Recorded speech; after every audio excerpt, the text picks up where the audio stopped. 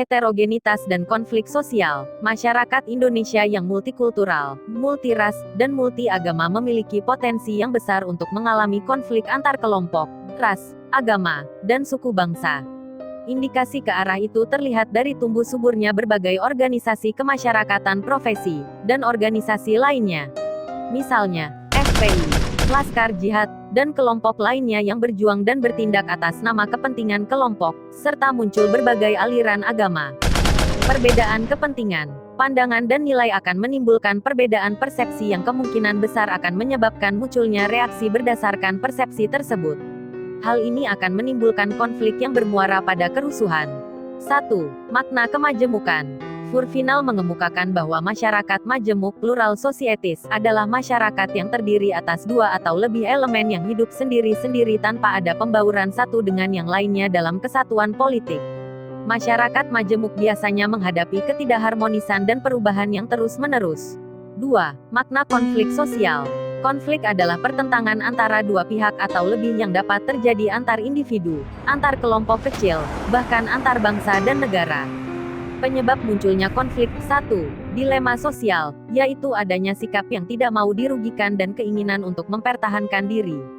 Setiap individu mempunyai latar belakang sendiri, suku, ras, agama, golongan, jenis kelamin. 2. Kompetisi. Kompetisi menyebabkan adanya permusuhan yang kemudian bermuara pada adanya saling berprasangka satu sama lain. 3. Ketidakadilan. Adanya ketidakseimbangan antara input dan output. 4. Kesalahan persepsi. Sering muncul karena cara pandang yang subjektif.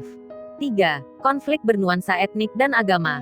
Salah satu tujuan utama konflik etnis agama adalah berusaha menguasai negara.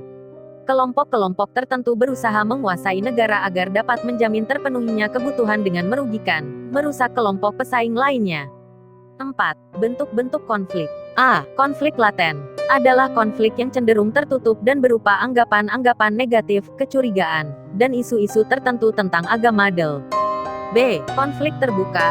Adalah konflik yang sudah muncul ke permukaan, baik berupa perilaku, sikap, maupun tindakan-tindakan tertentu. Konflik ini tidak mudah untuk diselesaikan. Dampak negatif dari konflik pada tahap awal adalah menyebabkan stres dan mempengaruhi psikologis dan perilaku. Pada tahap selanjutnya konflik mempengaruhi prestasi organisasi secara keseluruhan. Dampak positif konflik adalah: A. Dapat menimbulkan perubahan secara konstruktif. B. Segala daya dan motivasi teruju pada pencapaian tujuan. C. Menggantikan tujuan yang tidak relevan. D. Konflik dapat mengurangi ketegangan dalam bekerja. E. Manajemen konflik menguntungkan organisasi. C. Menghadapi konflik sosial. 1. Strategi menghadapi konflik. A. Contending. Cara ini adalah pemecahan masalah secara win-lose solution, yaitu menyelesaikan masalah tanpa memedulikan pihak lain. B. Problem solving. Menyelesaikan masalah dengan memedulikan kepentingannya sendiri dan pihak lain, dengan negosiasi untuk mengatasi konflik. C. Yielding, yaitu dengan mengalah, menurunkan aspirasinya dan menerima kekurangan dari yang sebenarnya diinginkan. D. Inaction, yaitu dengan diam, tidak melakukan apapun.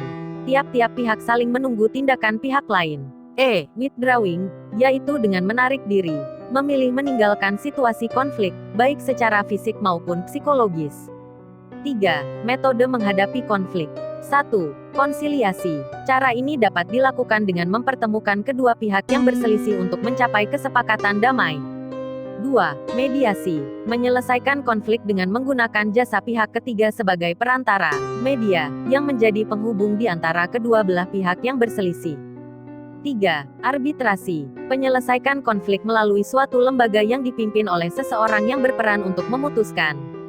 4. Paksaan. Misalnya penyelesaian konflik di Timur Tengah dengan menerapkan embargo. 5. Detente, yaitu mengendorkan atau mengurangi ketegangan. Misalnya dilakukan gencatan senjata dalam kurun waktu tertentu sehingga pihak-pihak menghentikan aktivitas bertikai.